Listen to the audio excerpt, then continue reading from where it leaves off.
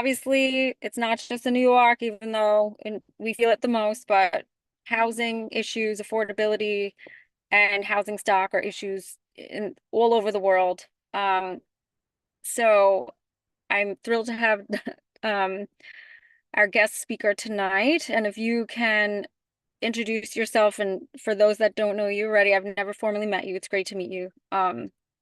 Evie sings your praises.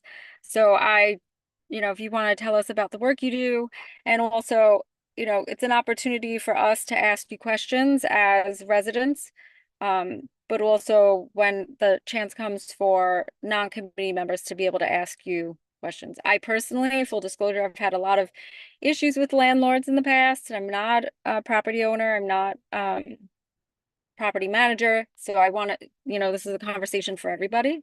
But that's the lens I'm using as I'm listening to you now. So thank you. Take it away, Donnelly. Yeah, thank you so much, Katie, and thank you to CB1 for having me here today before the Housing Committee to speak to tenants' rights here in New York State. But yeah, first and foremost, just to introduce myself briefly, I am an attorney. I work with Queens Legal Services, although I'm here in my personal capacity. I do eviction defense and I do tenants' rights litigation. So I do represent tenant associations and various tenants in affirmative litigation against landlords for failure to make repairs and a variety of different things that I'll jump into. A little bit about myself. I am a lifelong Astorian. I was born in Harlem, but I quickly moved into Astoria around 2 or 3 years old. And I grew up on Crescent Street in Hoyt. I attended PS 17. I went to IS 141. I went to Long Island City High School, which is a better basketball team than Bryant. Sorry to anybody that ever went to Bryant High School, but not sorry. And then I attended and graduated from Queens College. And then I went to the CUNY School of Law, which is in Long Island City, our neighbor, which, if you ask me, it's still Astoria, but I won't litigate that right now. But yeah, so I'm a lifelong Astorian, been here my entire life. And housing is a very important issue for me outside of just being an attorney and representing tenants.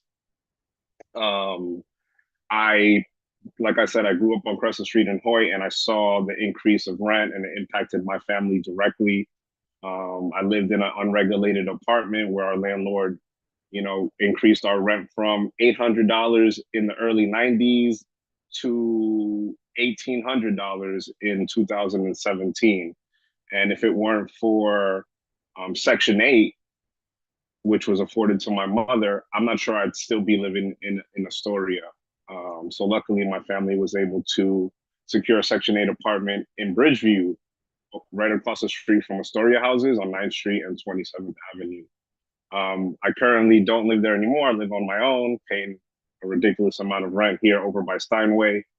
And yeah, so housing is very personal for me. I've experienced the cost of increase of living here in Astoria pretty significantly, and still trying to hold on. But I love Astoria. And a little fun fact: I lifeguarded at Astoria Pool for a couple of years, so I'm thick and thin Astoria, Queens, all day, every day. But um, just to sort of set the tone here, I would love to have a dialogue. I came prepared to speak about a variety of different things geared particularly towards tenants' rights.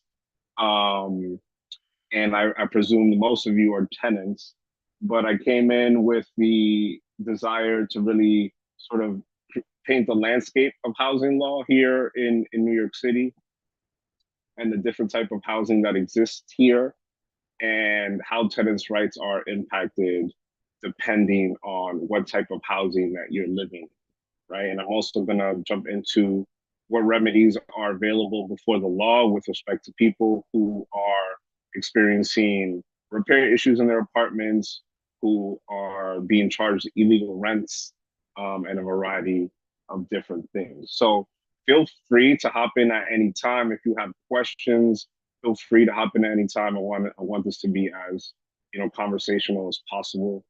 But I'm gonna just sort of lay out the lay of the land. And before I do that, I wanted to get, I'm not entirely sure how much time I have. I made something for about 20 to 30 minutes. How much time do we have? That's perfect. Okay, great. Thank you so much. Additional questions and whatever. Abs- That's Absolutely. Thank you. So, yes, again, hop in at any point, ask questions.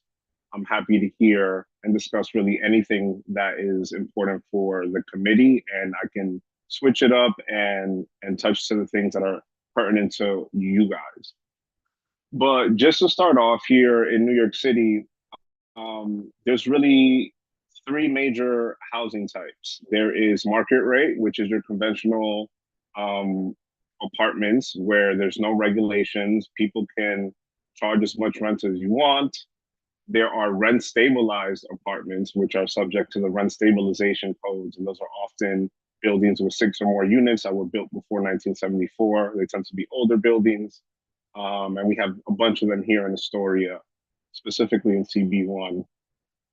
And then there's Section 8 and or Section 9, which also overlaps with the New York City Housing Authority, aka NYCHA, which is our New York City's public housing stock. And I wanted to sort of dive in from that perspective, right? There's market rate, there's rent stabilized, and then there's Section 8 and there's Section 9 housing. And this is basically the lay of the land of housing law. There's small different exceptions here and there, like Michelle Nama, co-ops and things like that, but we won't really be diving into that.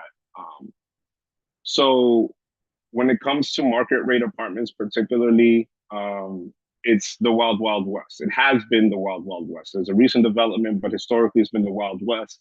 Landlords, for the most part, have been able to charge as much rent as they want. With respect to, however, there was a change to the law most recently, and I'm not sure if you guys are familiar with it. It's called the good cause eviction law. And the good cause eviction law changed the landscape for market rate apartments, where historically tenants were able or weren't guaranteed lease renewals, weren't guaranteed rent caps, excuse me. Now the good cause eviction law has substantively changed that.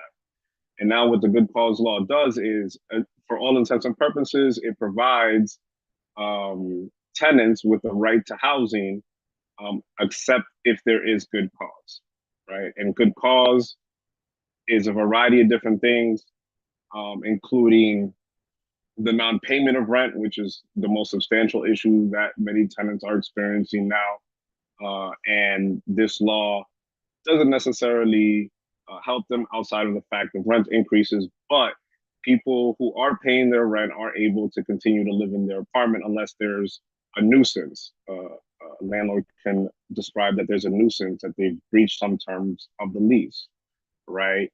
Or if the landlord wants to move into the apartment, it's called owner's use.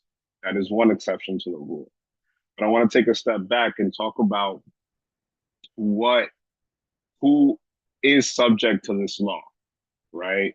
Because before, um, it was the Wild West. Now we have good cause. However, the good cause law only applies to tenants, or rather to buildings that were built before 2009, that were unregulated, right? So not the rent stabilized buildings or the NYCHA buildings. This is specifically for good cause. In addition, it applies to landlords who own more than 10 units here in New York. So if you are quote unquote a small landlord, under this law, you are not subject to these laws. So if it's a small landlord, they own one house, two houses, there's less than 10 units, they're not renting out to more than 10 folks, this law does not apply to them, right? It only applies to the larger landlords who own more than 10 units. Now, there's a big issue now because the law is brand new and it was just implemented April 20th. So people who are experiencing eviction after April 20th are the ones who are protected by this law. Anyone before that is not. However, the legislator specifically said that they weren't required to provide notice to tenants until August. So just 2 weeks ago, now moving forward, if a tenant is experiencing eviction, a landlord is required to disclose to the tenants that they are subject to this good cause law, right? They need to provide them with notice if they're going to take them to court about whether they're subject to this law or not. And this, again, this is a brand new law. Much of it hasn't been litigated. I personally haven't seen it in court just yet. I do anticipate some of my clients experiencing this and raising this as a defense in housing court. But ultimately speaking, they're required to provide notice to every single tenant who is renting from a landlord who owns more than 10 units that was built before 2009. This also applies to tenants who are making or paying less than $6,000 a month in rent for a one-bedroom apartment. Anyone beyond that, this law does not apply to them specifically. And there's numbers for 2 bedroom, 3 bedrooms, and so forth, but it's going to be more than the $6,000 mark. That's where you know you're safe. So it's a big development. It expands tenants' rights really strongly for tenants across the board, but it leaves many tenants out, right? And one thing that tenants are going to want to be on the lookout for is if their landlord is subject to this law, right? And the state is supposed to develop a database, which they have yet to do yet, where tenants will be able to look up this information, because there's an assumption that some landlords might not plead correctly. There might be issues of whether they own 10 or more units. There might be a question about what is a unit. These are all things that are going to be litigated. But there's a universe where landlords will believe that they're not subject to these laws and they won't plead it. And then it's going to be the burden on the tenants to ask for discovery in housing court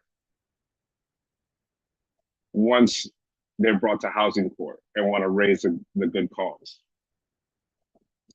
I can actually share that with the board. I have a document and I can share that with you Can you, guys. since discovery is, lawyerese, can you tell a little bit about what that means specifically? Yes. Thank you. So in housing court, unlike most civil courts, housing court was established by statute. So you don't have the right to discovery. Discovery is basically any petitioner, anyone suing, is not required to disclose any information that is not pertinent to their case.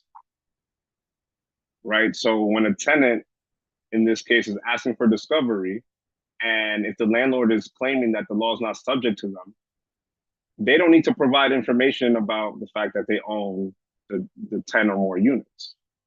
So it is on the tenant to ask the court for permission, and they need to show that there's ample need. That's the legal standard, ample need, that you need this information from the landlord in order to prove that the good cause eviction defense applies to you. So discovery is a legal tool where documents that are pertinent to the case are provided to the respondent and or the petitioner, depending on who's asking for it.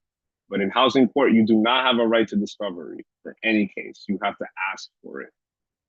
And the legal standard is ample need. You need to show that there's enough reason for you to be provided this information for your defense in court. Does anyone have any other questions at this particular juncture? Okay, so I'll move along. So again, good cause and some really just applies to unregulated apartments that aren't rent stabilized and or public housing, right? And this law is impacting landlords who own 10 or more units and buildings built before 2009. And tenants are going to have to sort of take up the burden in the instance when landlords do not plead that this law is relevant to them, to ask the court for the information to prove otherwise. There is a website that is really helpful in potentially discovering this information, and it's called whoownswhat.org. It lists the registrations of the landlords, it lists the owners of the buildings, it lists a variety of different things that are important to a particular property. You can figure out if there's violations, if they're in compliance with the HPD, multiple dwelling law, and their registrations. You can check to see their Department of Buildings accounts and their violations. It's a very resourceful tool for tenants to discover this information. Now, they don't always have all of this information, right? And that's why the state is going to develop this database for good cause. But we're still waiting for that. But all in all, I'm excited that the law does expand tenants' rights. Nevertheless, there's some issues with the law, as I've mentioned. It doesn't go far enough to protect all tenants. Again, there's small landlords who are not subject to this law. And then it places an undue burden, I believe, on tenants to figure out whether or not this law applies to them. But it's a step in the right direction. So that is sort of the framework for market rate apartments. Okay, Clint, I'm just looking at your question now.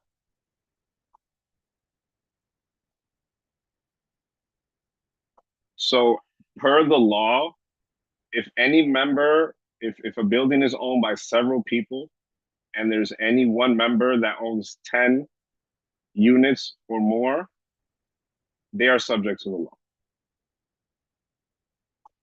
That's what the law states. So if there's multiple, yeah, go ahead. No, good. Yeah. Or well, if there's a group that owns, if there's 5 people in a group that own 20 units, how many units does each individual own, or does that count as one landlord because if it's one LLC? Or yeah. So those are things, honestly, that we're going to litigate, and it's not entirely clear. But what the law explicitly states that if any one person owns 10 or more units, then they're subject to it. It's unclear to me what happens in that particular situation if it's several folks owning 5 here, 5 there, right? The law doesn't speak to that, and that's something that we're going to have to litigate in court. Oh, makes sense. Thank you.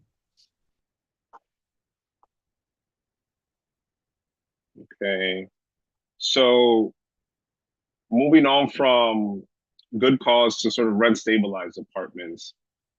So rent stabilized apartments is the law that was protecting tenants before good cause, right? It's a very robust form of legal protection.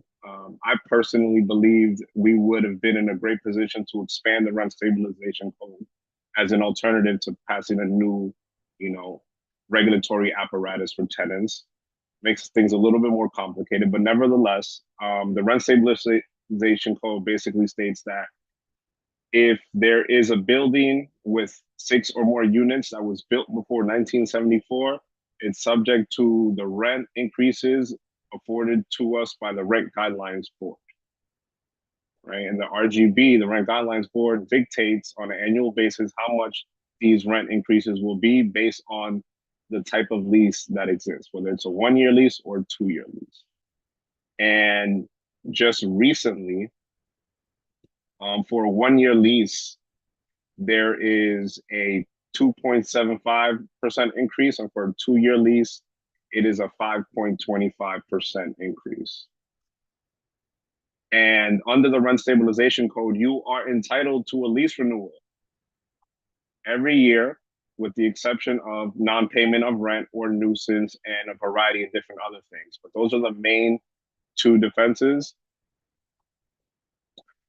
And as you can see, there's some overlap with the good cause law, right? And actually, now that I'm here, I didn't mention this in the good cause law. There's also limits on the increase amount of rents for good cause. Under the good cause law, and I'm going to pivot, I'm going to come back to the rent stabilization code. Under the good cause law, unregulated markets rate apartments are now subject to what I would consider a rent cap, and it's based on the CPI. In New York, it's 8.825%. So they cannot increase the rent more than 8.25% without a justifiable cause. So now, if a tenant in an unregulated apartment subject to good cause law sees a rent increase that is above that threshold, for all intents and purposes, a tenant would be well within their right to only pay the 8% increase. Now that's going to put them in a position to be sued for non-payment of rent. And then you're going to be in court, and then you're going to have to raise the good cause eviction defense and say that the increase was beyond the 8.25% increase. And the landlord needs to show us why there's a good reason for that increase. Some of those reasons include repairs, which I'm personally troubled about considering the state of buildings here in New York City. And that has yet to be litigated. So that the judges will have discretion on whether or not landlords will be able to increase the rent beyond that threshold and what will be the justifiable reasons for that. Different than the rent stabilization code, right? The rent stabilization code has rent limits. It's not a threshold, it's a limit. They cannot increase the annual rent beyond the 1 year and 2 year lease amounts, which is 2.75% for the 1 year and 5.25% for the 2 year.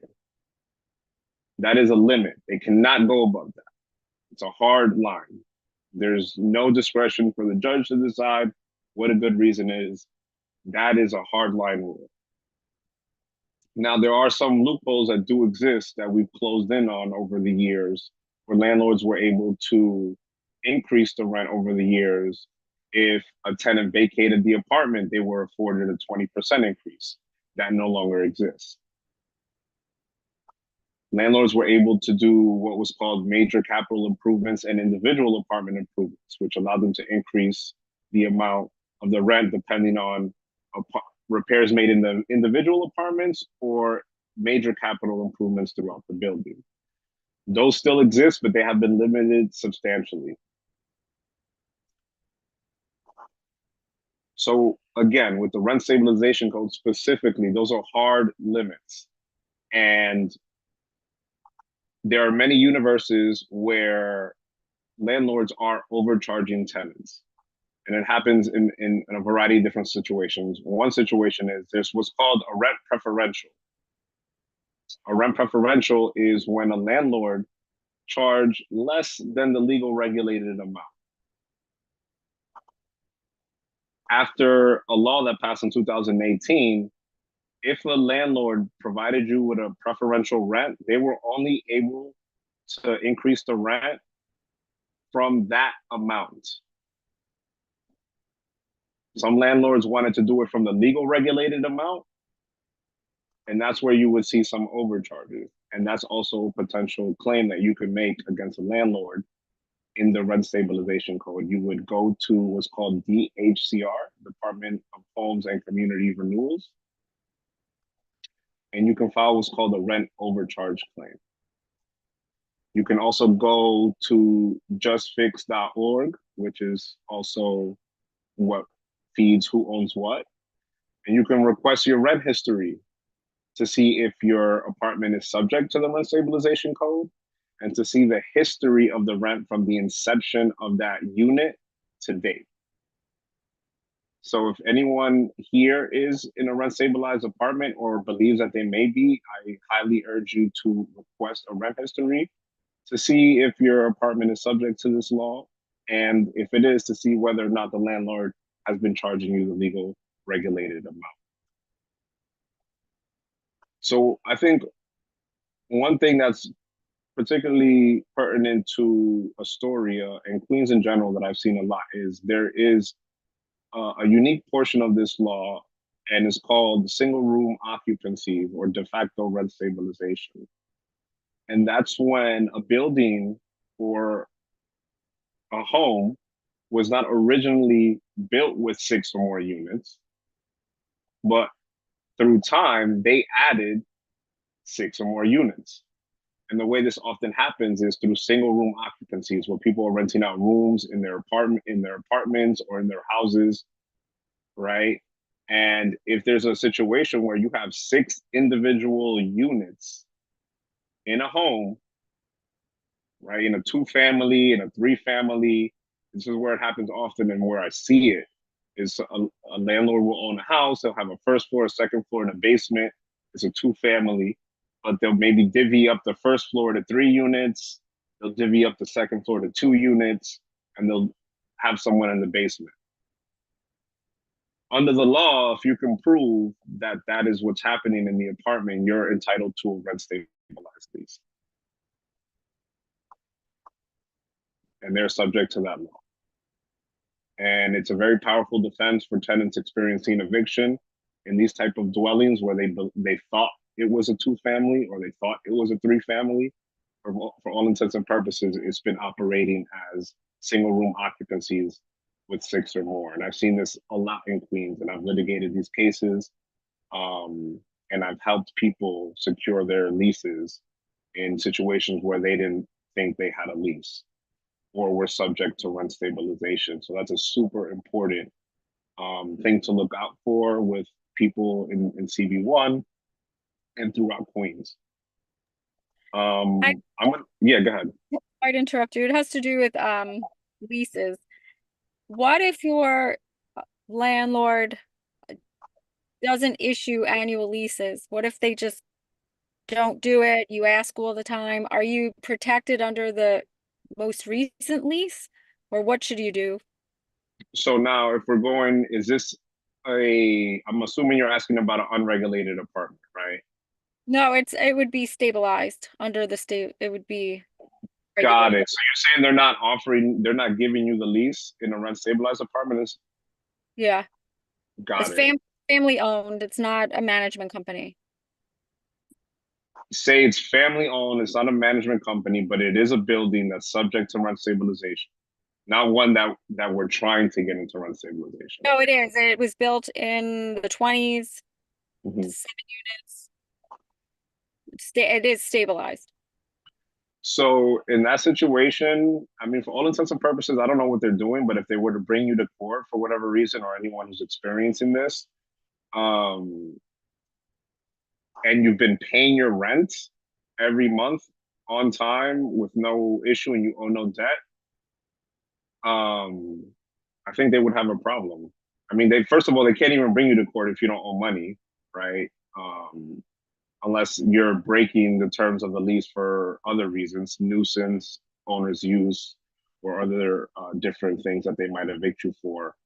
But they're required to provide you a lease. And if you're concerned about that, you can always file a complaint with the DHCR about that. But no matter what, you're subject to the legal regulated amount.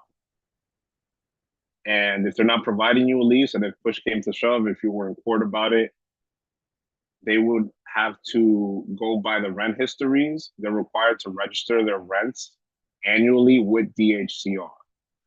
So now I'm assuming that they're registering with the DHCR. And if so, they have the amounts that the legal regulated rent should be, right? Assuming good faith that they're registering it correctly. But that leads me to suspect, like, why would they not be issuing the lease? Are they concerned about the rent amount? Do they want to cover up how much they're charging versus what the rent's supposed to be? I don't know. But what I would do in that situation is request my rent history, just to be sure that the legal regulated rent what is the amount that you're paying or anyone else. I see that, Clint, you have your hand up. Great. Thanks again, Donald. So I want to ask about the situation where a small multifamily is being used as an SRO and qualifies as an SRO, right? Does that automatic conversion to SRO status, does the criteria that the building be built before 1969 apply to that? Because I know that buildings normally have to be built before 1969 to convert to SRO, right? So that's what the rent stabilization code states. However, there is case law that has stated that the 1974 law doesn't even matter anymore. Okay. That if you went from less than 6 units to more than 6 units through single room occupancies, particularly, you're subject to the rent stabilization code. Thank Yeah. And I see Miriam. Sorry, I didn't change my name. When you said Miriam, I said, who's Miriam?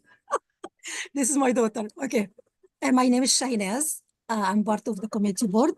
I have a question regarding Katie question. Like now the landlord didn't give you the lease and you still pay your rent. Does the landlord has a right to tell you, I don't want to give you lease anymore and I want to leave the apartment and take you to court, or he cannot do this kind of stuff? Is this an unregulated apartment? No, it's still stabilized, how you say it? It's a Stabilized. rent stabilized apartment. Yes, stabilized apartment, yes.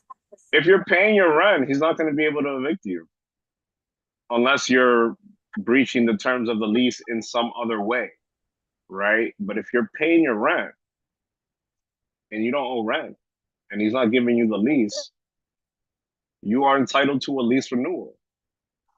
But it doesn't, does the landlord has the right to say, I don't want to have the like the person anymore, like the tenant anymore? Unless the tenant is not paying rent or is breaching the terms of the lease in some other shape or form, they are protected from eviction. Okay, the another area, my second area in this question, what happens now if the landlord sell the building to another new landlord? You have the lease. Now you have a lease. What happened with the new landlord? So the new landlord steps into the same shoes as the old landlord. So all the leases that were in effect are still in effect with the new landlord.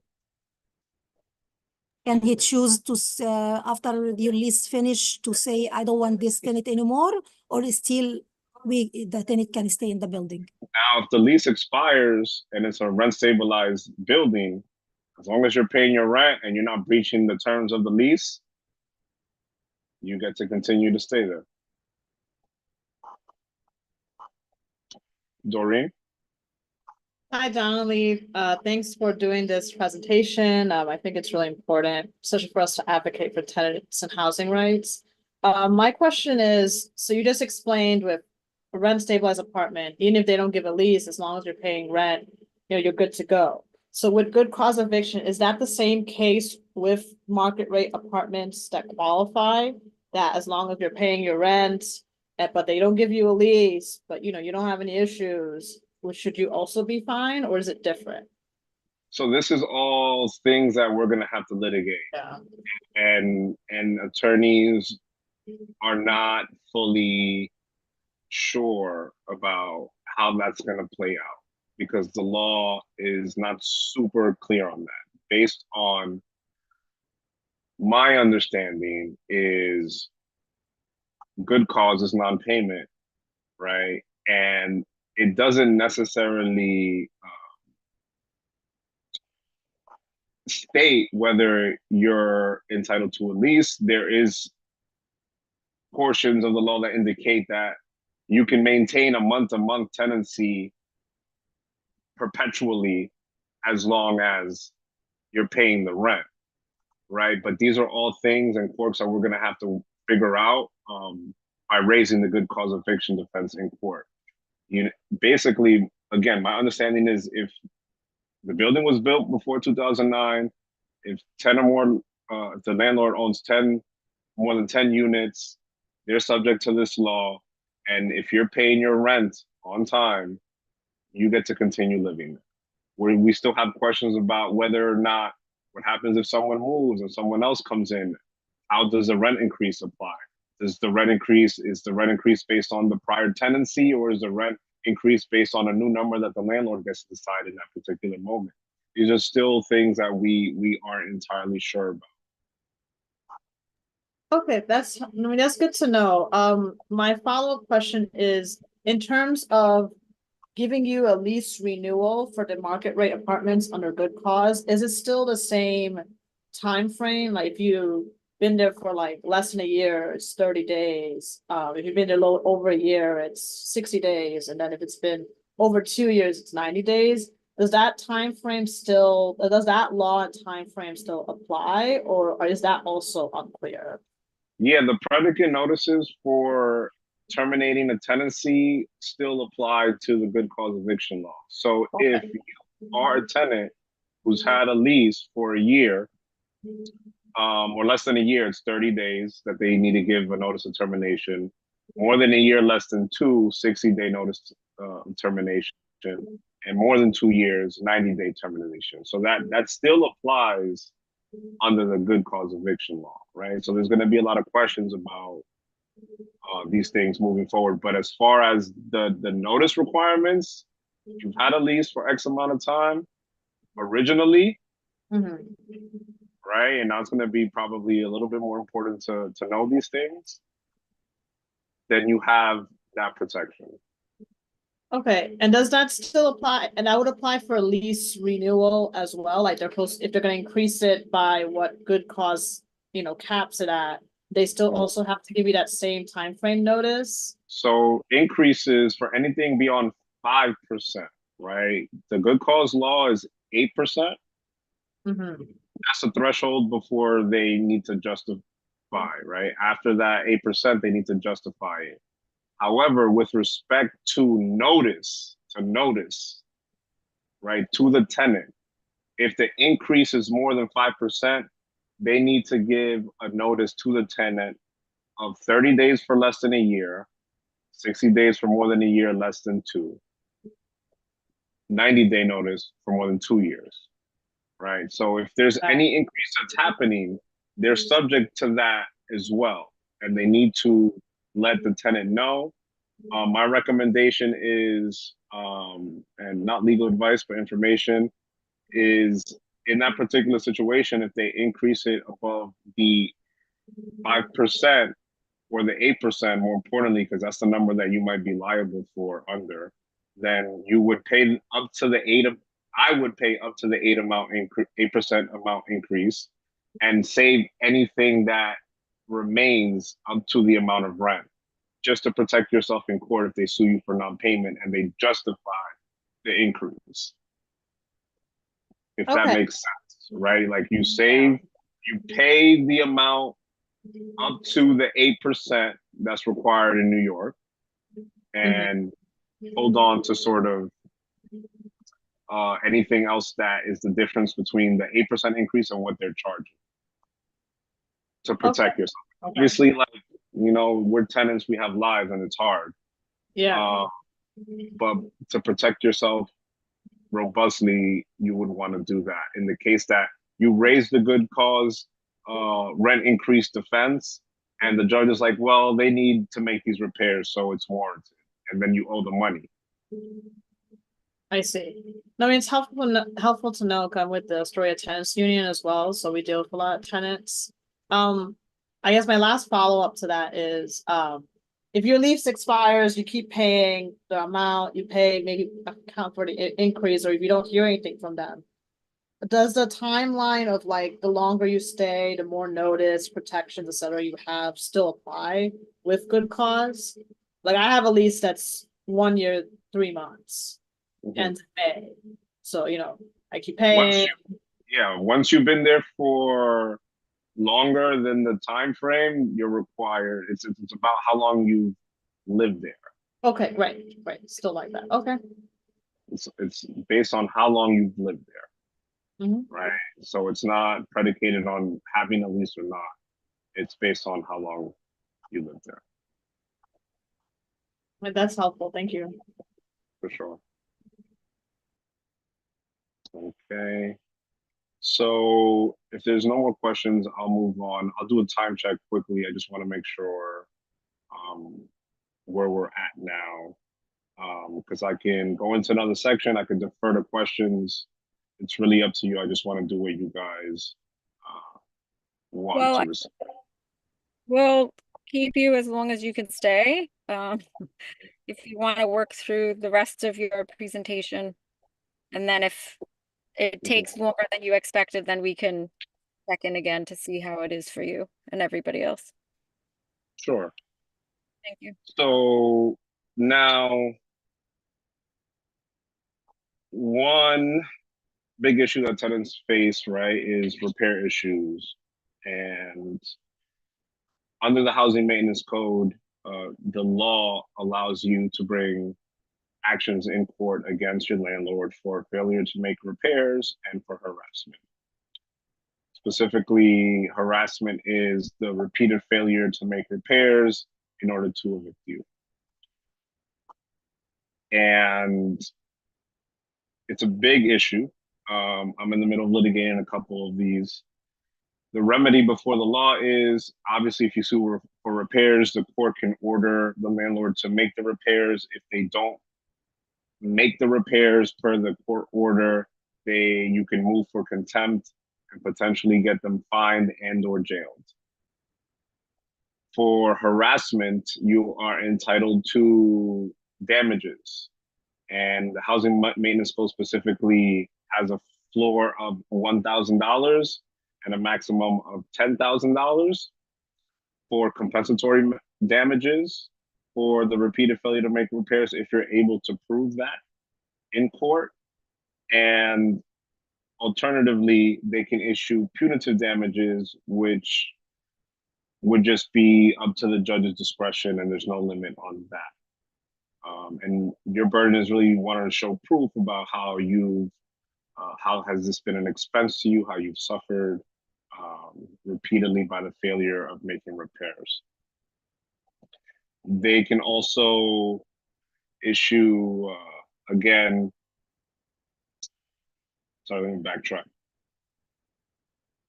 For tenants who want repairs done, it's important that they document this for the harassment cases and for the repairs. And the best way to do that is creating a paper trail through 311, HPD. You want to call 311, you want to file complaints about the issues that you're experiencing. A lot of tenants feel worried about calling 311 to make complaints because they fear retaliation. However, one of the defenses to a holdover eviction, holdover is where you do not have a lease and you hold over. One of those defenses is retaliation.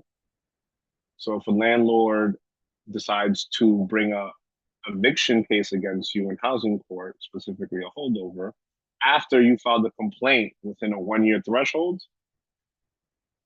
assuming that you go to trial and you win, you are entitled to a 1-year lease. That is the remedy if you're able to prove that there was retaliation, right? So I want to really preface this that the law protects tenants from making complaints.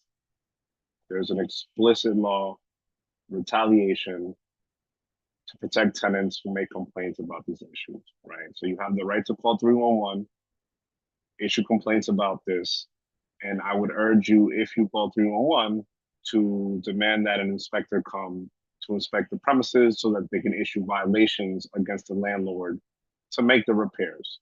Now, there's 3 classes of violations under HPD. There is Class A, Class B, and Class C. Class A is required to be repaired within 90 days, Class B, 60 days, and Class C, 30 days. You have 30 days to make the repair. Now, if they don't, they're subject to civil penalties. And HPD can issue civil penalties for each day that these violations exist in the building, right? That wouldn't be money that goes to you. That would be money that goes to the city for the landlord failing to be in compliance with the order to repair these violations, or for these violations being open. One really strong thing that tenants can do is file an HP action collectively as a tenant group, as a tenant association, two or more people can come together and file a complaint against their landlord with respect to building-wide issues and issues in their respective apartments. I've been able to successfully help folks on this front in one building in Middle Village with the #1 slumlord here in New York. We were able to secure almost $500,000 worth of rent abatements for roughly 10 or 12 tenants. And these are pretty egregious conditions. We're talking about ceilings caving in the lobby, deep lead and mold issues throughout the apartments, infestations and garbage. So when tenants band together and litigate, there is potential for some pretty serious remedies. And most times I see when tenants come together versus tenants individually filing these cases, better outcomes do occur. So it is a strong tool. You don't need an attorney to file this. You can go to the housing court here in Queens on the 2nd floor into the clerk's office and file an HP action pro se. And the form is relatively simple to fill out. Just ask you to lay out the cause of action.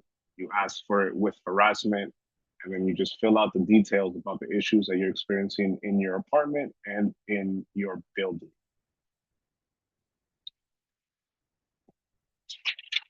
And then I do want to mention this, and it's not necessarily a lawsuit against your landlord, but one defense to a non-payment proceeding, say you're getting sued in housing court for failure to make a failure to pay your rent, you can raise one defense, and it's called the breach of the warranty of habitability. And what that means is that the warranty of habitability implies in every single lease in New York, no matter what, that you are entitled to a safe and healthy, dignified living condition.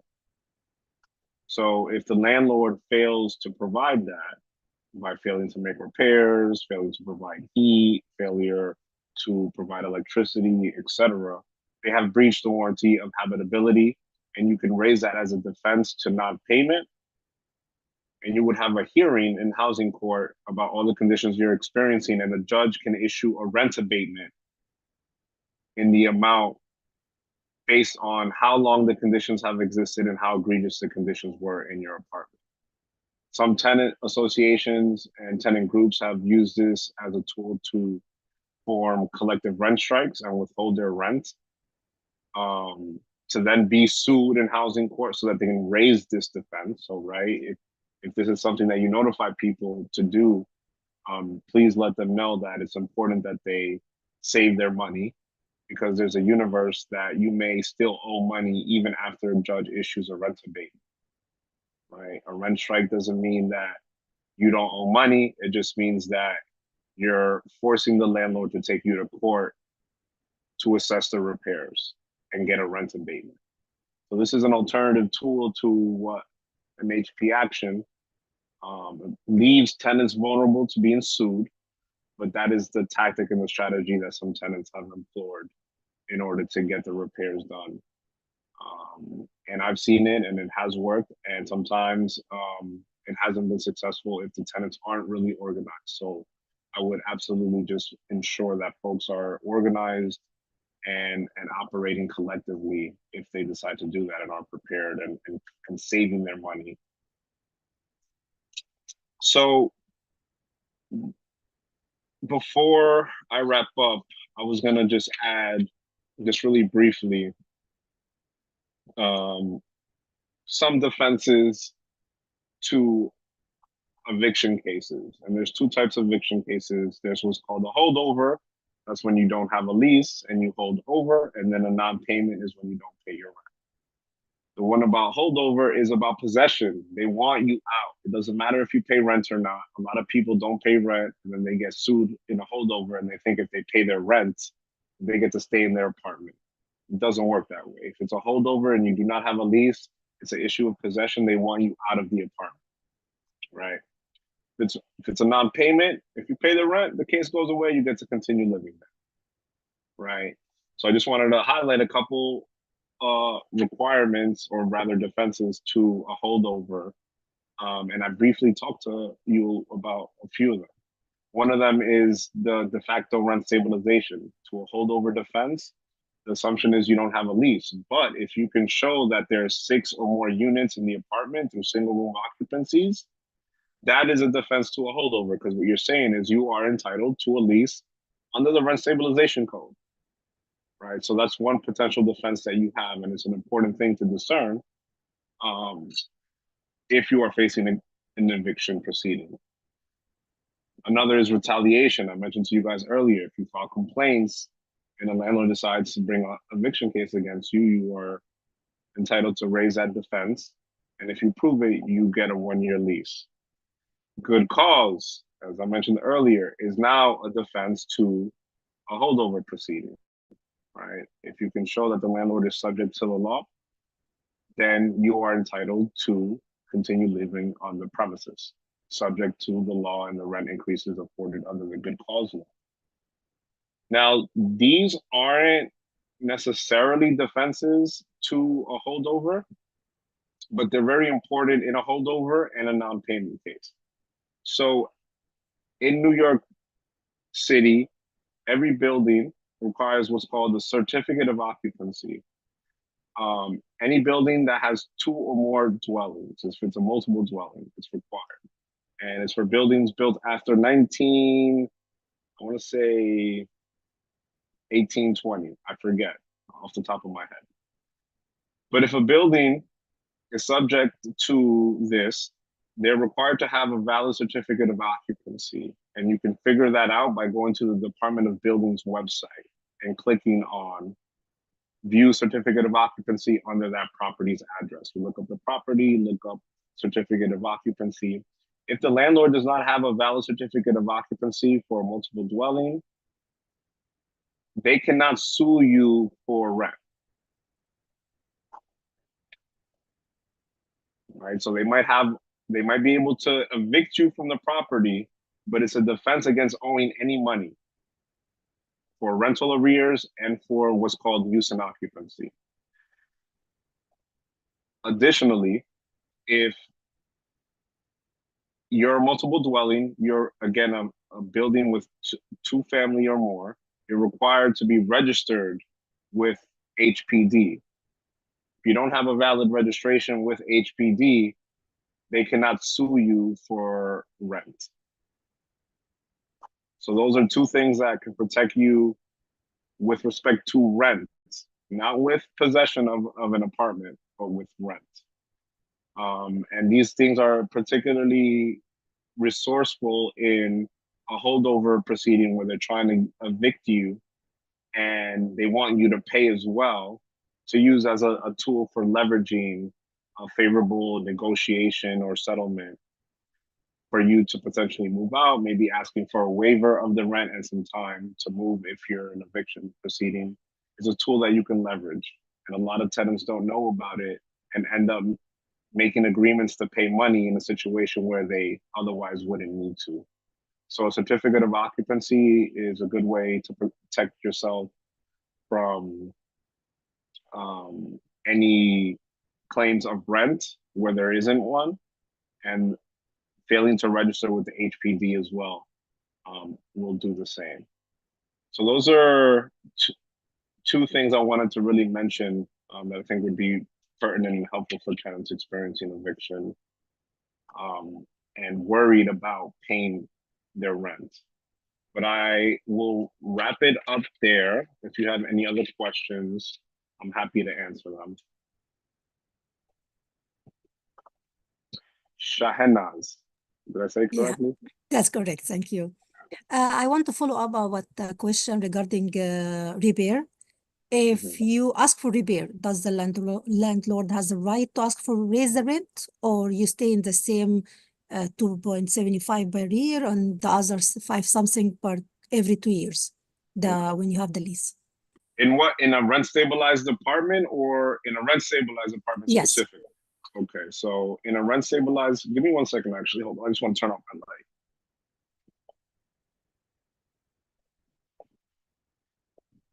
Sorry, y'all, I prefer natural light, so when the sun goes down, things get dark here.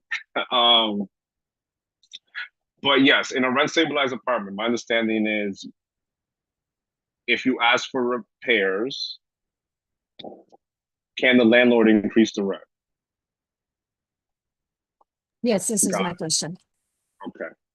So in a rent stabilized apartment, you are subject, your rent increases is based on your lease, right? Whether you got a 1 year or 2 year lease. So the only way that they can increase your rent based on repairs is through what's called individual apartment improvements. But they limit the amount that you pay, right? And they have to give you notice beforehand before they even do this. So they can do renovations.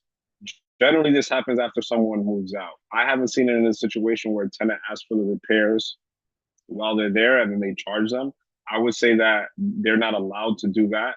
If the repairs are required to maintain the apartment, meaning if you don't have heat or there's roaches or there's mold, they cannot raise your rent because you're asking them to make those repairs. Now, if they come in and they renovate your apartment, that's improving your apartment, you are subject to what's called individual apartment improvements. That's different than repairs, right? But rents explicitly, no. If you're asking them to fix your toilet, they can't then come back and say, hey, I'm going to charge you more. No. I asked him because I saw a situation like this. I saw someone said the landlord did remove the cabinet and he changed the tiles and all this kind of stuff. And he told us we're going to pay extra payment in our rent. Like that's only the increase going to be happen.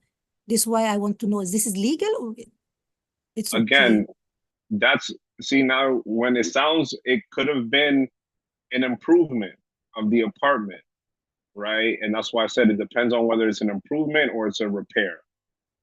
Now, if it's something that needed to be fixed because it was broken, I would argue that it's a repair and that you shouldn't be subject to a rent increase, right? But if it's an improvement, which they would probably want to argue, I would have to look at the more particular details about that. And, I'll provide my contact information and you can reach out and we can talk more specifically about that if you're interested. Katie? I think you may have answered this in what you just said, but repairs include, do they include mold and lead abatement? Absolutely. Yeah, that is a repair. You should not have lead and or mold in your apartment. And if they're trying to charge you for that, then I would say that's illegal.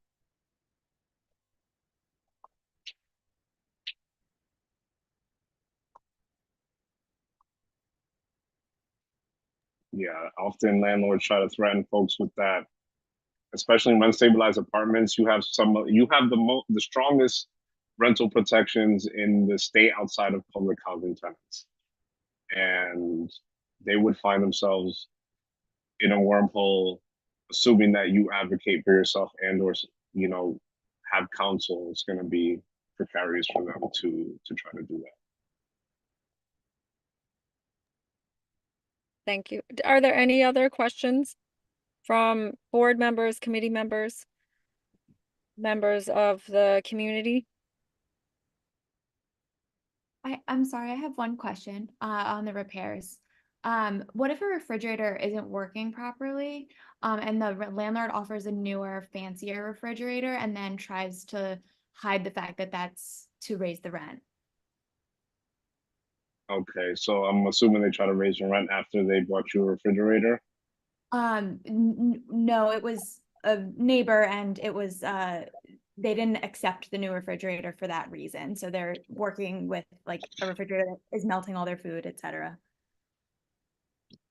So here's a funny thing. This is a little bit more murky because contrary to popular belief, landlords aren't necessarily required to provide you a kitchen.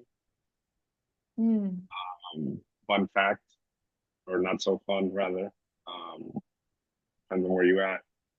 But yes, so I would have to do a little bit more research on that, frankly. But ultimately speaking, I would. Is this a rent stabilized apartment? Yes, it's rent stabilized with preferential rent. Oh, if it's yeah, that don't sound like an individual apartment improvement to me, that, Okay. personally. So I think he wouldn't be able to justify that. That doesn't Okay. sound like an IAI to me. Thank you so much. Sure. Doreen? Hello again. I also have a question about, so we saw this with Destroy Tenants Union, where if if an apartment has a fire that's not the tenant's fault, like unrelated, etc. Are they still legally liable for rents if the place is uninhabitable? How does things like, warranty of habitability and all of that factor in? Yeah, no, I've seen this recently, and the courts aren't the best about this particular situation. I've seen people what experience fire, been displaced, and judges issue orders to correct, and landlords have just slept at the wheel for months and years on fixing the apartment. But I've seen it concurrently with orders to bring the rent down to $1. Right. So technically, my understanding is if they want the lease, then they're responsible for the lease. However, they are entitled to potential rent reduction. And I've seen judges order the rent $1 in those particular situations. Would they be able to get, if they've paid rent, because like you pay the first of the month for the month, are they able to legally get money back, or like how does that exactly work? Or is it more like you just negotiate with the landlord and it depends on how they react, Honestly, the courts are terrible in this situation. I Yeah. think they're pretty much just blatantly like standing by. They'll issue orders, but like enforcement on this particular issue is a wormhole because DOB throws their hands up, HPD throws their hands up, the courts issues orders. Everyone's just like, well, we've done what we could do, but no one's actually making sure that the landlord is doing the repairs, and they'll just sit there like whatever, right? So it becomes a stalemate from what I've seen. However, like I said, I know someone who for years has been displaced and owes $1 a month. Assuming they don't pay $1, then they can start a proceeding against them. But this is where a tenant had a right to be there, and it was a rent stabilized apartment. So they're trying to maintain their tenancy, but that doesn't mean that they are entitled to the full rent amount. Because again, the warranty of habitability. What landlord is going to sue them in housing court, right, to ask for the amount? They know the apartment's burnt, right? So now if there's a situation where this tenant is paying a full rent amount while the apartment is currently in disrepair, I would not do that. I wouldn't do that. But I would try to figure out a way, probably bring an HP action against the landlord for the failure to make the repairs so that you can get an order to correct and then potentially to try to get the judge to reduce the rent. So the person isn't liable for a full amount, and then the landlord do some inadvertent shady stuff to try to get them out. Okay, yeah. I mean, I'll talk to other tenant union people and get the updates and see what's going on. Jeremy might know, but I guess Is this the Ravenswood situation? not the Ravenswood one. This was by Vesta. There was a couple that was and their sister-in-law, or like they're it's a small one, like it's a small, like above, it's like what, 2-3 floors, it's not much. And there was a massive fires, inhabitable, but they've already paid, August 1st they had paid for the rent. And we did a GoFundMe and everything, but like it'd be helpful to know how to, hopefully it doesn't happen more. I guess my question in general is, community board members and being a community board is advisory. And many of us may work in other roles that have more influence or do activism, but like, what can we do to hold landlords and city government agencies like DOB, HPD, et cetera, accountable? Because, like, okay, we're on this housing committee, and I've been on for 2 years, but like, what does it really mean? Right? Like, other than, okay, I put in my email signature, or like I go testify at stuff, or like, I just feel that there isn't, it's kind of like, oh, DOB, those are hands in the air, HPD, those are hands in the air. It's like ping pong. And I work in city government, it's horrendous. So any perspective anyone has on that would be great. No, definitely. I have a colleague who's representing a client in a situation where the DOB, HPD, every city agency that you can imagine had just thrown their hand up in the air.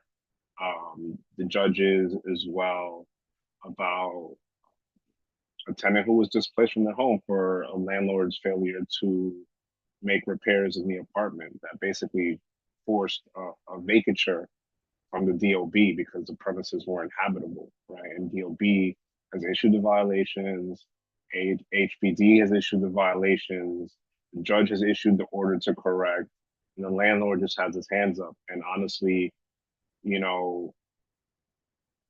at that juncture, this is a systemic failure. This is something that the legislator and the enforcement mechanisms in our city are not equipped or empowered or emboldened to take action in a meaningful or substantive way, because they can issue the civil penalties and the violations, right? And landlords will just sit on it, right?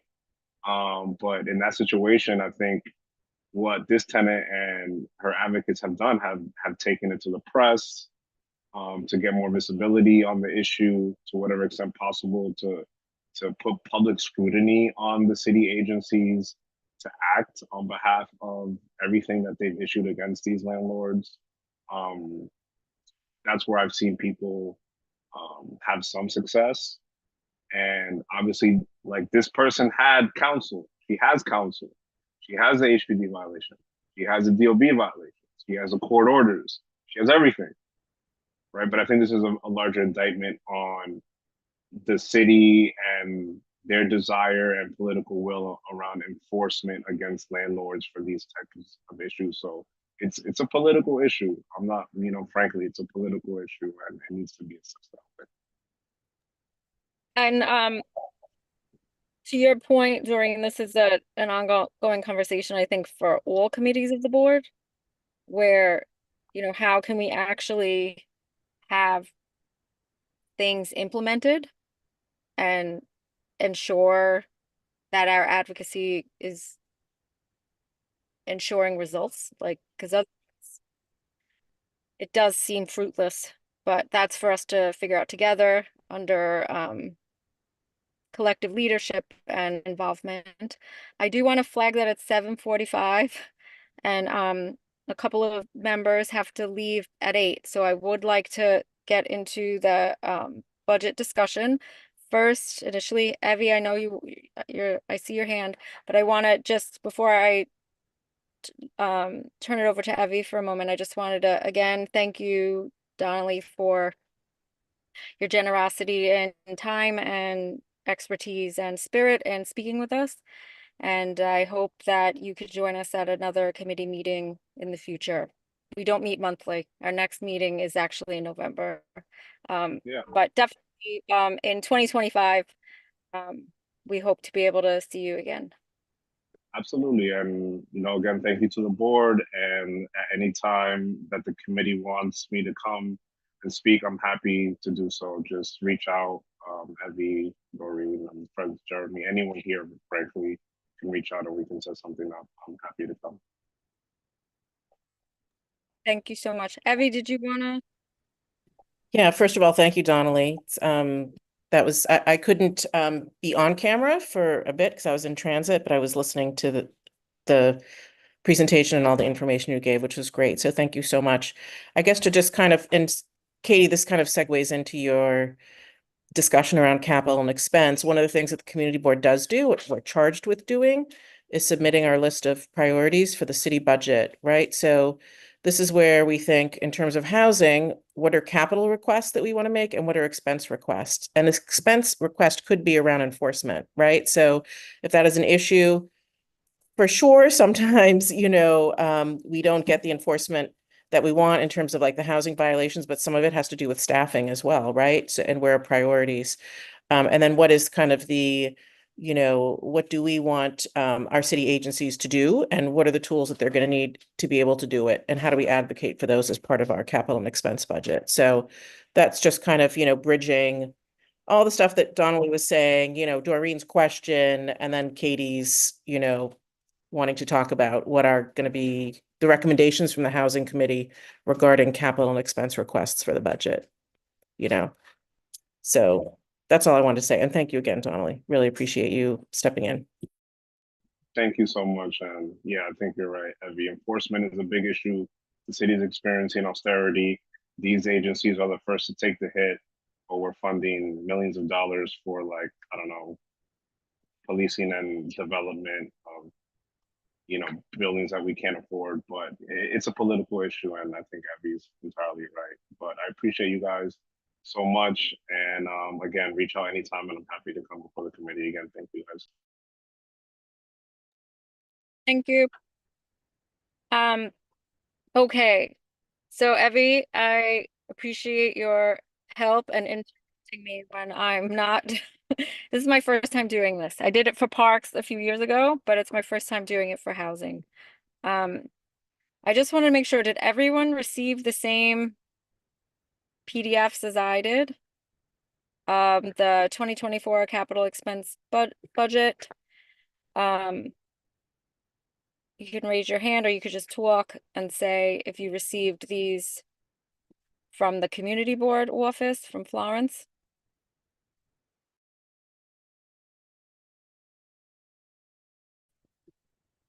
So the main thing that we all know, the number one need for the community, the most pressing issue according to that document is affordable housing. And we know what our limits are in regard to that. So Evie, do you suggest we go through what's there now and decide to keep? I mean, I think there's only a couple items for housing, right? So I think you should, and again, the list that we have, this was last year's list, and the district needs, it's last year's needs as well. And we're trying to we'll be getting more data from the city, but I imagine affordable housing is going to be one of the top three again, right? So I think we can kind of do that. But regardless, the housing committee has to submit its priorities, right? So we could go through the entire list, which includes like stuff under other departments, or maybe if you want, since this is the housing committee, just focus on stuff that's related to housing. Now, So yeah. so there are only a couple of things that I'm seeing on this list specifically to our committee. One of them is funding for necessary and warranted NYCHA repairs in our district. And then the other is expand tenant homeowner counseling in our district for residents assistance. And I think both of those things are important and should stay. I did want to ask and open it up for a conversation. I know, Chris, you have to leave relatively soon. So if you wanted to share any thoughts about these items and also what you think we could potentially add. Did he leave? Oh, I think he jumped off. Okay. If I could add, I don't know if this is an option well, I would say we know that our people's right to counsel has been being violated, or like there's so much demand based on the eviction since COVID and everything, that there's a lot of folks aren't getting the legal counsel that they need, that they legally qualify for and are entitled to.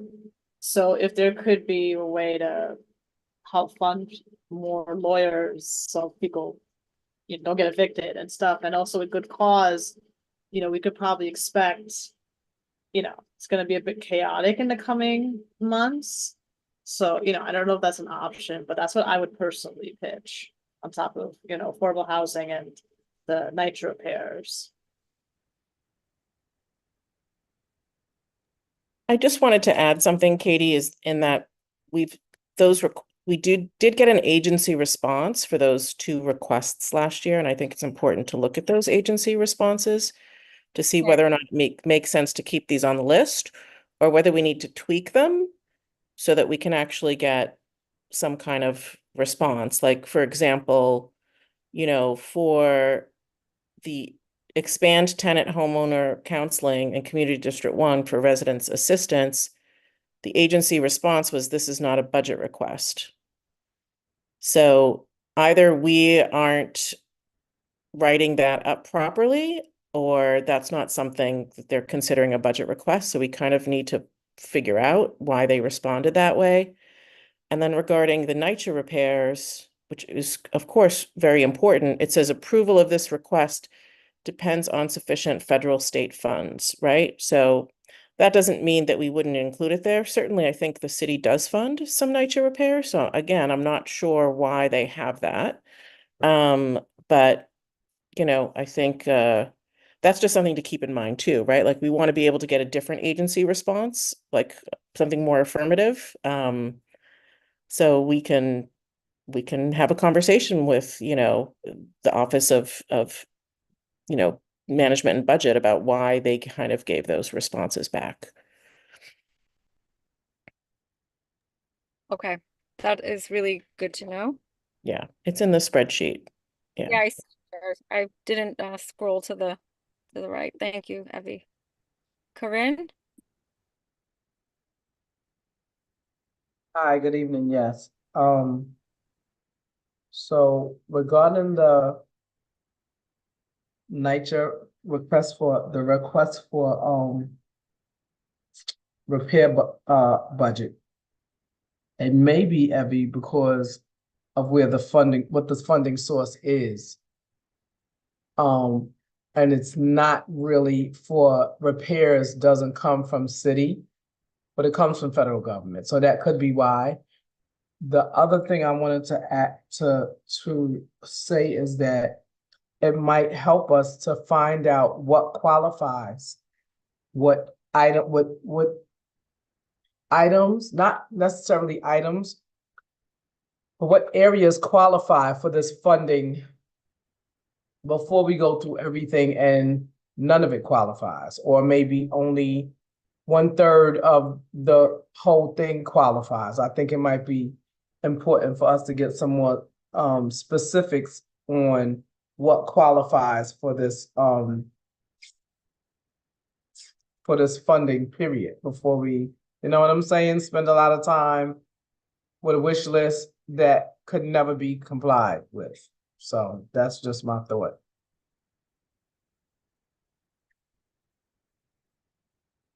So the city does have examples of the types of things that they do fund.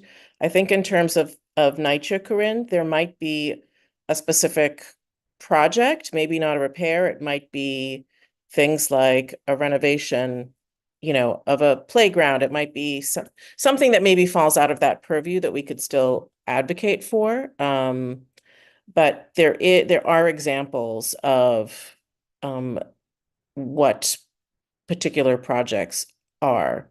It's not an exhaustive list. Katie, I think I had sent it to you a while ago, but I can dig it up right now as well.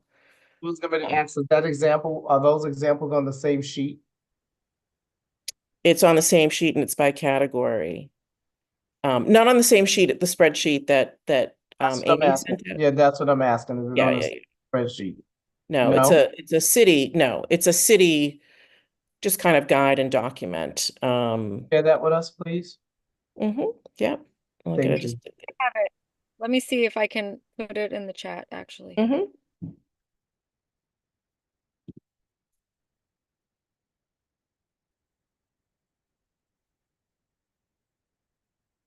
While I'm looking through my inbox, does any other comments or thoughts from committee members and board members that are here related to housing, in addition to affordable housing, funding for, Doreen, correct me, representation? Anything else?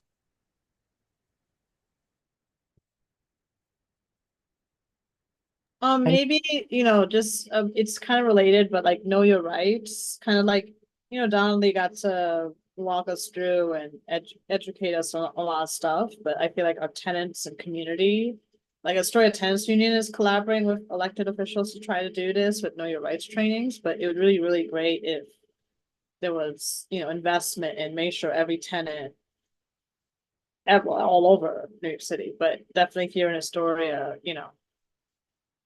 got that kind of level of engagement from legal counsel. Yeah, I was wondering about that also. Could it be working with the local organizations to fund these info sessions or workshops or something, since Mhm. city agencies are strapped for cash? Like, is there a way to, because obviously this will live on YouTube, but having the opportunity to actually ask questions to someone is really valuable. So I agree with that, but I don't know what that request specifically would be.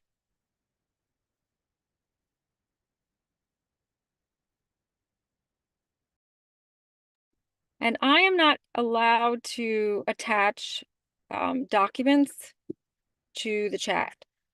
Florence, are you allowed to do that?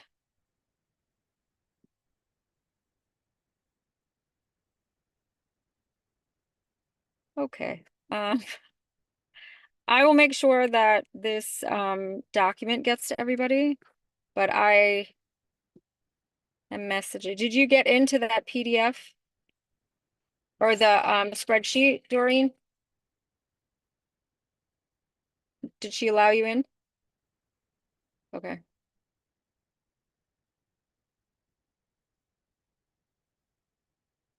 No, not yet. Okay, so maybe she stepped away.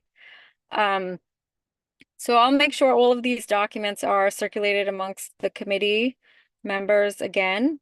And then what Florence said at the top of the meeting was that this will then be voted on, and Evie, correct me if I am wrong or misunderstood, that this will be voted on at the October meeting, because the public hearing is on the 18th. And then the board will vote on the priorities at the October meeting. Yes. So basically, and there'll be some work in between as well, but basically September 18th, no, I'm sorry, September 17th at 6 o'clock. So which is a half hour before our regular full board meeting, we'll have a special public hearing regarding capital and expense requests where any member of the public or any group can come forward and say, I want to see a playground renovation. I want to see, I mean, we've had a lot of playground renovations, but I want to see new tennis courts. Actually, I was just talking to someone with Astoria Heights Playground. I'd like to see the new tennis courts because they're in terrible shape.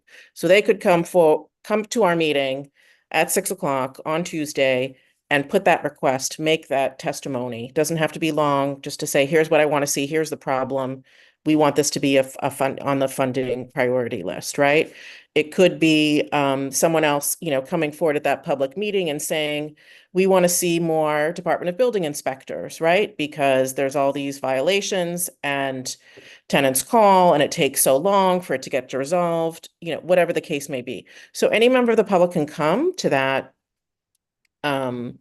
public hearing on Tuesday. So I really recommend, if you know people, if you're affiliated with groups, if they want to see another senior center, like whatever it may be, that is the time to come out and give testimony. They can also submit any written comments beforehand, right? So that is when people can do that. Now, in terms of the final list that gets submitted, again, we're going to get also some data from the city.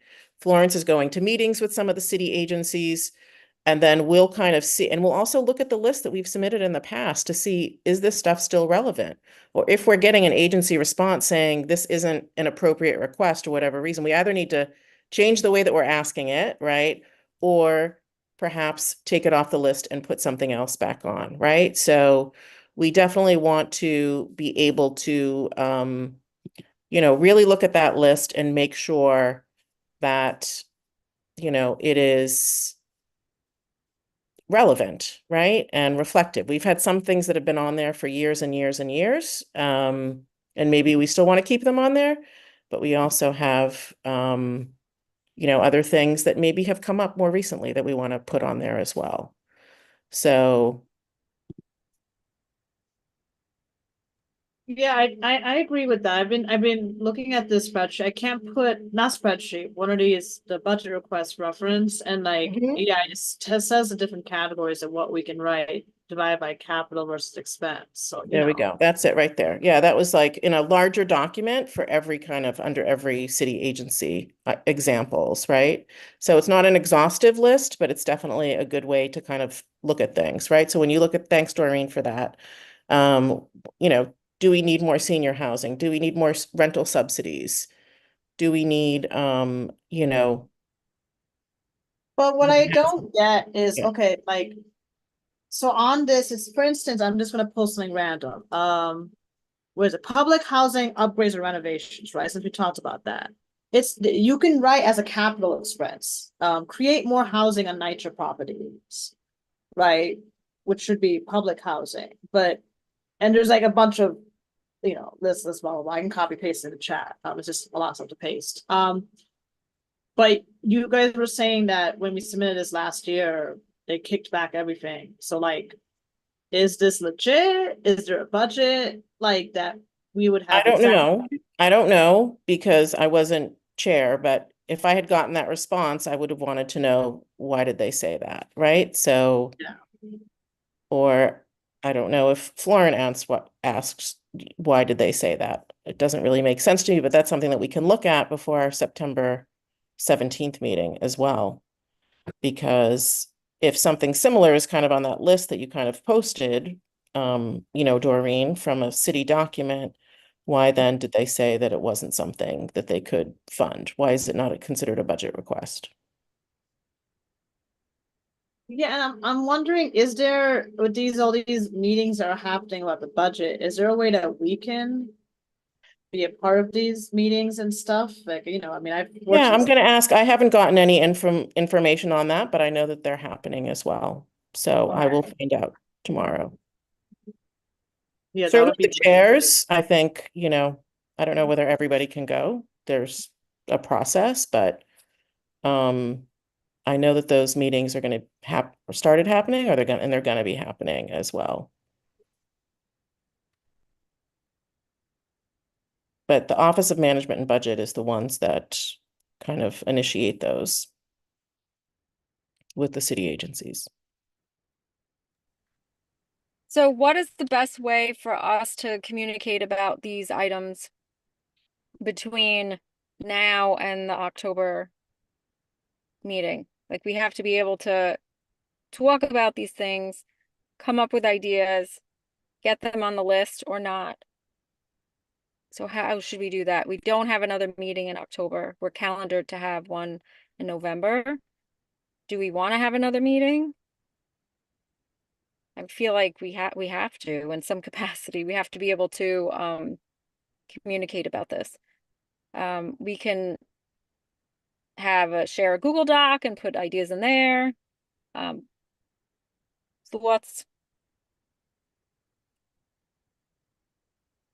I mean, I think, what are right, even though you might not have the specific items right now, like what are the needs, right? So maybe identifying what those are can then help as you go to look to see what the actual item is that you're going to request. So again, if or what the problem is, right? What's the problem? If the problem is that, we're not seeing enough deeply affordable housing, in Community Board 1, then we might want to advocate for more,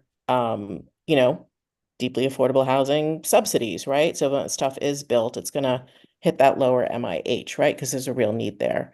If an issue is, the fact that the problem is that, many tenants are getting harassed, right? Or they're living in conditions that are unhealthy, and they can't get someone to come out in a timely manner to inspect, then we might want to ask for more building inspectors, right? To come in to be able to address things in a more timely manner, right? So I guess, this committee here now, I think can at least identify like what are the key problems that kind of fall under this committee. And then we can maybe get some answers on why those two items were, is it worth keeping those on the list? Are they taking up space when they're not really going to go anywhere? Or is it just us needing to maybe tweak it and make it a little more specific, right? Even for NYCHA, maybe it's not just something that's so general, it might be a specific project that we want the city to try and fund, Thank you, and then Abby. also talk to our council person, right, as well. So I just want that's my suggestion. Yeah. to flag the time and make sure that people can stay on longer. And I understand if you can't. Corinne? I was gonna ask, is there a list of the items that have been accommodated? Since this is a standing list, is there a list of items that have been attended to? Because this is the same list that I've been looking at for the last 2 years at least. Yeah. So I'm asking, do they update us when things have been addressed on the list, have been received and added to the budgeting? Is there a list of that? Or is this just an ongoing list that gets passed There, on? yeah. In the spreadsheet that gets sent to the board office that actually Amy kind of helped tweak a little by category, it does give the agency response and it will often say that this was funded already. So in some cases, there have been projects over the years that have gotten funded. Whether the last 2 years, that I don't know, Corinne, but I've been on the board and at time, things have gotten funded as, over time on the board once that's on there. And it would say, let me just pull up what Amy sent. It will say, let me see if there's any examples of anything that says this has been funded.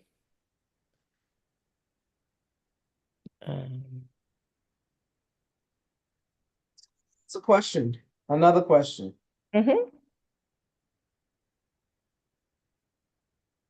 If this list is being submitted and then things are being funded from the list, why would it still exist on the list? Shouldn't that be a two separate list, or is this something that we personally compiled ourselves? Is this the list that the city gets and sends back? Because I'm just thinking, not knowing, I'm just thinking that if they have a list that they would, and things get funded, it should come off the list, no? It's up to us to take it on or off the list. Who's us? The board? Yes, the board. This is like our list of priorities.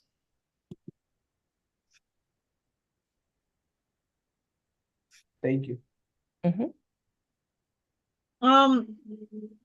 So my question is. Hold on, I'm sorry, Doreen. I'm so sorry. I apologize. So is it safe to say that in the 2 years that I've been here, that nothing on this list has yet been fully funded, or because the list is the same? I have to look at everything in detail. I mean, there is something that says, let me just tell you one of the items.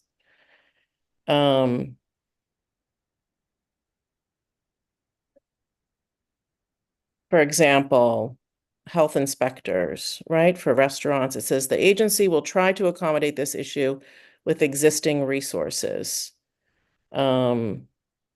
So they said that they're going to try and do it with existing resources. I don't really know if that's a yes or a no.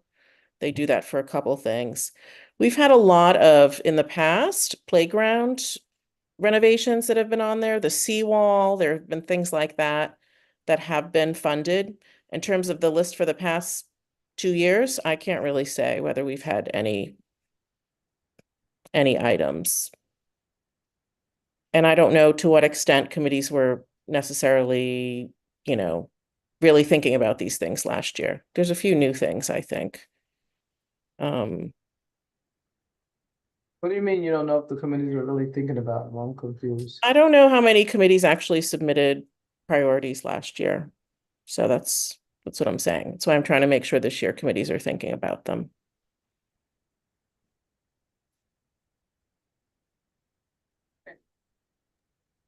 Okay, so let's talk about some priorities then.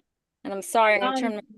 Go Yeah, ahead. that's my question. What's the max number we can submit on a housing committee? Like, if I want to put 5, 10, 15, and yeah, Yes. I think we need to kind of meet or connect with OMB, at least via email, because like it just seems to.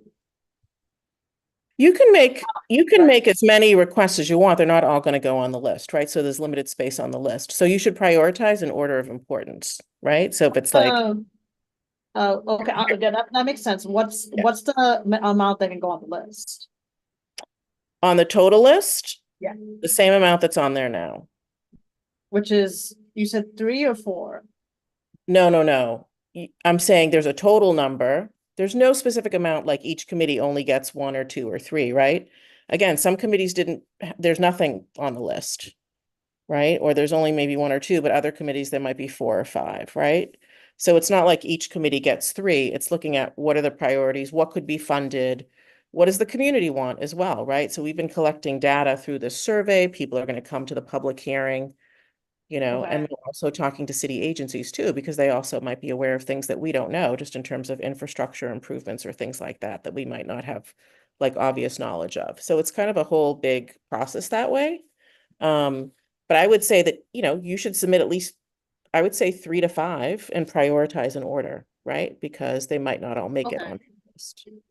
Okay. Or, you don't have to also, if you're just like, we just got one thing, that's okay too. Do you know what I mean? But I mean, I think it's the entire list. I mean, the problem is that a lot of these issues are systemic institutional things, from being defunded, profits over people, real estate over community folks, et cetera, right? So yes, there's never gonna be quote unquote enough deeply affordable housing or NYCHA repairs from being defunded as for so long, and things like the Fairclough Amendment. Like there's, it's like hard to. It's like, do we pick the bigger pictures? Because yeah, that's easy for me personally to do based on my work and data and whatever. But will they actually do something? Like, are they actually going to add money? Because there is very little existing resources. Like that answer they gave us is, for lack of a better term, a bullshit answer. So I think there whatever needs it may be, more. it's like we should think about the need. This is our list for community board 1, right? So think about what are the priorities for our district and what we want to put forward, whether it gets funded or not. That's, we do the advocacy, we put it on the list, we talk to our city council person, we do all that. But it's some things will get funded, some things won't, but again, you don't have to include anything if you don't want, do you know what I mean, as a committee, but I would say each committee should at least have one thing they want on that list. Because we submit the list no matter what. Mhm. That's what we do. That's part of what we do as a community board. So it's worth it to have something on it. Even if we Yeah. rightfully cynical about whether or not it will get funded. So do we want to Should we throw, just each list top 3, top 5 stuff each on a Google Doc, and then whatever comes up the most, we just stick that, and then we look at the date, we listen to the hearing, we look at that data when it comes out, and then we can make a decision. yeah, I think, Right now. no, I would like to just hear it, because I know not everyone will actually open that Google Doc. And there'll have to be I'm expecting additional outreach to committee members to get information from them. But if anyone in this meeting now has ideas, I would like to at least hear them. now. If you don't, that's okay too.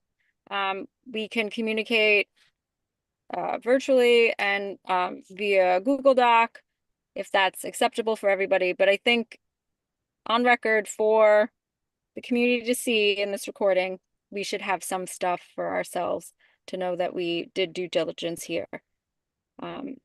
So Doreen, anything, I know from this list, everything is very important, and I agree. Yeah, Things that more, if I were to say five, I'll just say five, so it's there. More deeply affordable housing, like, I guess what's private subsidies, whatever. More public housing. Repairs in all housing. More tenant protections. And more legal counsel for as an eviction defense and for good cause and all this stuff. So if I had to boil it down to five, and I can try to look through this PDF I have up and see what line because they have like C versus E. So does it make a difference? Is this list, is there a separate one for expense versus capital? Is this all combined in one list? Sometimes they say C/E. So I'm like, Well, it could be either, depending on what it is that you're asking for. Exactly, right? And I just want to say things like more tenant protections, that's a legislative matter, right? That's not going to be a capital item or an expense item, right? I saw it on the list, so that's what I'm saying. Like I'm skimming this. I mean, it's a massive thing. It says like expand tenant protections, E. So I'm like, but what does that actually mean? Like more loan programs, like there's a bunch of stuff, you know. So yeah, expand tenant protection programs, E. It's under housing oversight and emergency That's program. That's a program, right? So that means like basically you're like what we submitted. This is why I'm not sure why they said it's not a budget item, but a tenant protection program is a program. Whereas if you say expand tenant protections, that's more legislative, right? If that makes sense. So we just have to think about how we're phrasing it as well. Because something like good cause, that's a legislative, right? That's not a capital item or an expense item. But if it's like an education, it's to fund groups that are educating people on good cause, that would be an expense item. Okay, so here, okay, this so I really understand. So a need is listed as building code enforcement and zoning enforcement. That's a need. And on a budget request, there's a bullet point that says expand code enforcement, parentheses E. So we can write and request expand, what's it called? Code enforcement as what we're requesting. Or do we have to say more? Like, do we have to literally copy paste their items that are on this PDF I put in the chat, this reference guide, or is it, do we have more discretion there? Because it seems like that's what we did in the past and it didn't do anything. So I'm personally a little unclear. I mean, my experience, at least on the Parks Committee, it was very concrete. You know, it was, as Evie mentioned, a lot of playground, construction, but programming, I think, is different. So do we say specifically using the language from their literature, and then do we say specifically in it programming, or just use the language that is already listed there? You can certainly add more detail to what their bullets are, if there's something more specific in mind. So I agree with Doreen's points. I would like to see some kind of assistance, and maybe this isn't programming for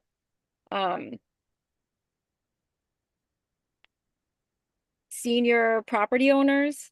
There are a lot of new rules that are in place that make it more difficult for them to stay in their homes.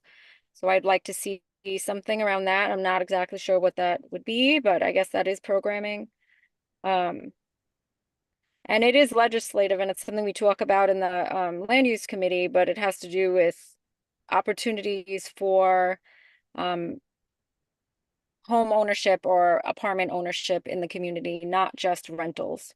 And I know that we brought that up with our member of Congress, that we need to have affordability also needs to expand into ownership and not just renting. So any thoughts or feedback about those items?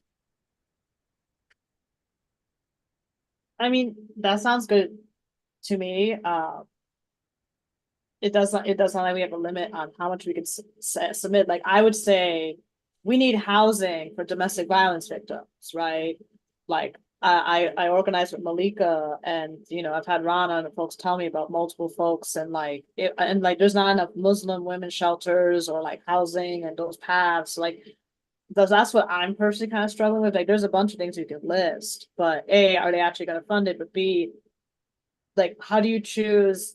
Like, everything is systemically broken in the city. I mean, I'm from here. That's my entire experience. I don't think I can stay here long term. I think I'm gonna get driven out. It is what it is. So I'm not sure if we should stick to affordable housing, senior housing, domestic violence, tenant protections, or whatever, like kind of umbrella themes, and then whatever programs, existing things can be funded, or if we pick kind of like, if it sounds like it's been mostly playgrounds, Oh, no, historic, that was the whatever, part, it's yeah. different committee. It's I'm just- like, I'm sorry, people are dying homeless. It's playgrounds. Doreen, that was the Parks Committee and their recommendations. different. I was Okay. not, my experience on the different committee had to do with capital projects. It didn't have to do with funding of programming. It has to do with things that you touch and places that you go to. But to your point about those things, and to what Evie said previously, we should just include it, and then the board is going to vote on what stays. Is that right, Evie? Okay. So we're going to include it, and then people will decide what is the priority. But if the committee thinks, these 10 things are a priority, then we're going to put it forward for people to decide collectively. We're going to take the input from all the committees and we'll prioritize the list, right?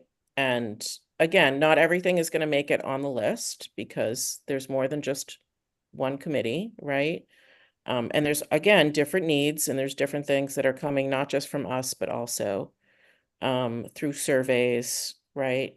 Through, other meetings and information that we're getting as well. So that's why, pick your, most important. Whenever you can't get everything, right? Nobody's going to get everything, right? That's just how it is. And even the lists we submit, we're not going to get everything. It takes time. These things take time. So year after year, we're going to keep advocating, right? So I'll just kind of give an example just so you know, but like there was a concerted effort to get funding for land trusts, right? And so 3 years ago that happened, but that took several years of different community boards advocating for that as well. And so now there is city council funding to help support community land trusts, right? So, but for this district, we should think about, again, what it is that you need and how do we prioritize. Thank you for that.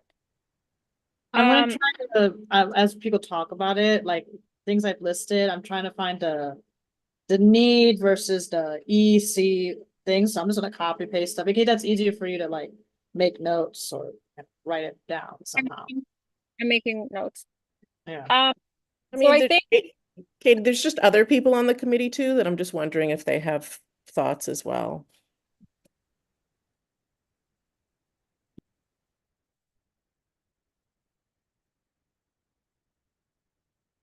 are there any other committee members that would like to add to this conversation now? And we will continue it after the meeting. Sorry, my volume's very loud. Okay. So this is a board question, Evie. We can share a Google Doc with the board office, with you, with the committee members, and utilize that as a way to communicate about these. Okay, so Amy sent out a Google Doc to all the chairs. So I don't know if you had a chance to go through that. Yeah, So I have that. that kind of shows you what was on there last year. You should look at that. Again, we're kind of having a conversation now, see what that is, but there'll be a new Google Doc created that puts your priorities in there. So Oh, yes, but I'm saying as a committee, as we're brainstorming, we are Mhm. to use a Google Doc to communicate.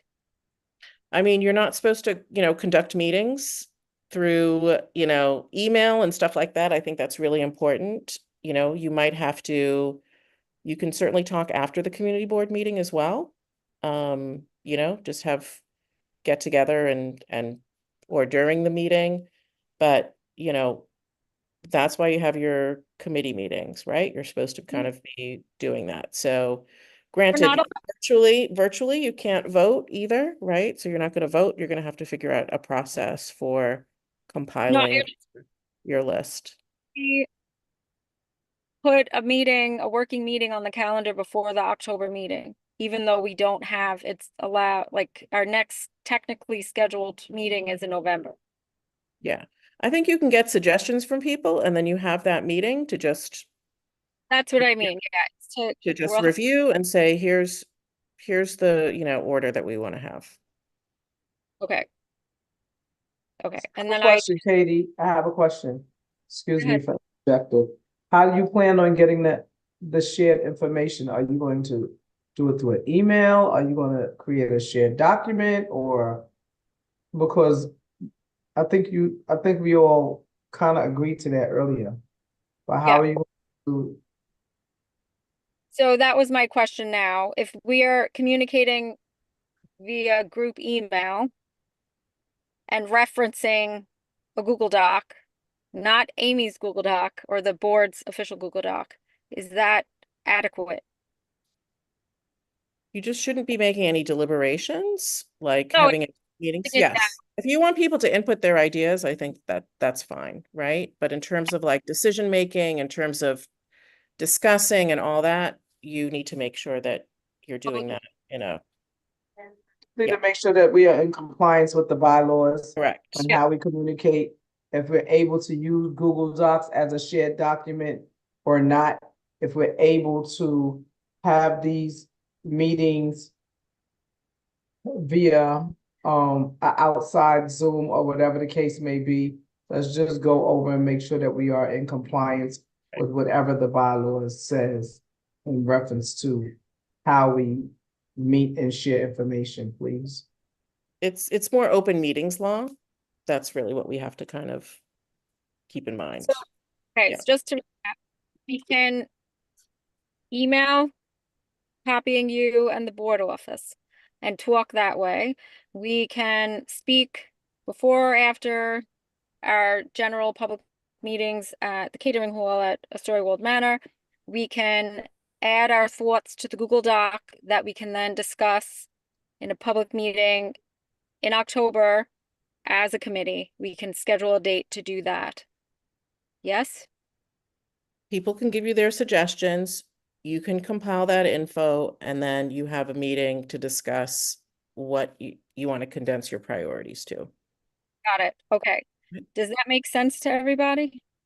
It's got to be an open meeting. That's the main thing. Yeah. So we can work, I will work with Florence in the office to get a day on the calendar in October. I will create a Google Doc and make sure it's shared according to the rules in the email that the board office and Evie get copied on everything. And then we'll see each other's ideas. You're just listing your thoughts and what your ideas are. And then we will meet again to discuss this before the October full board meeting where the priorities are voted on. So Katie, again, we're sending out emails to what email? Huh? The committee members? So emailing, that's like an email group, correct? Yeah, it'll be That's the not a violation of open meeting? No, it's not. Is Emailing that someone, Say that is again? not a violation of open meetings law. Say that again. Emailing someone is not a violation of open meetings I law. didn't say emailing someone, I said an email group, but that Oh, no. sounds like an email Gonna make group. like we're not going to make a separate group chat. It's just, I thought you meant group as in the committee. It's not a separate like Google group or any of those things. It's just an email with the members of the committee, Florence in the board office, and our board chair, Evie, on the email. That's what I meant. Got you. And it's going to, so if we have something that we want to put on that list, it's going to the community board one email, correct? It should go to, we're gonna have a group email with all of the committee members on it, if they agree to receive emails and have their emails shared amongst board members and committee members. I think that was the option, if I'm remembering correctly. And then there will be a Google document, a brainstorming document that everyone can add their ideas to or look at it to get ideas about potentially what they want to prioritize. Thank you, Evie. For when we meet in October before the full board meeting and vote on priorities.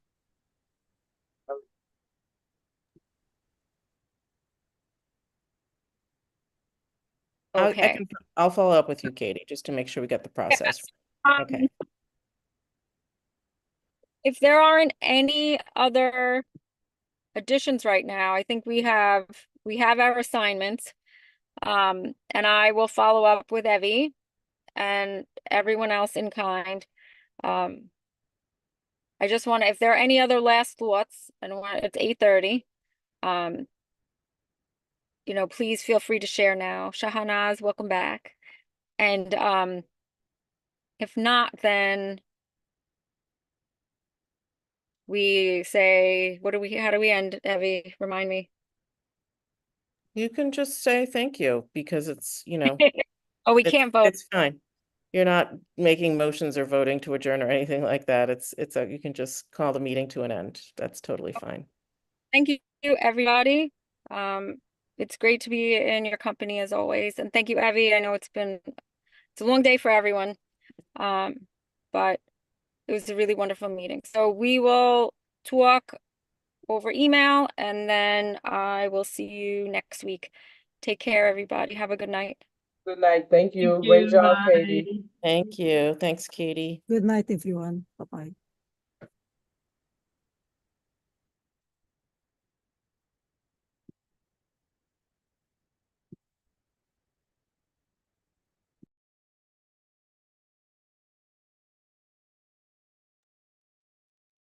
Thank you, Harish Studios. Thank you very much. Have a wonderful evening. Thank you, Florence. Good night. Night.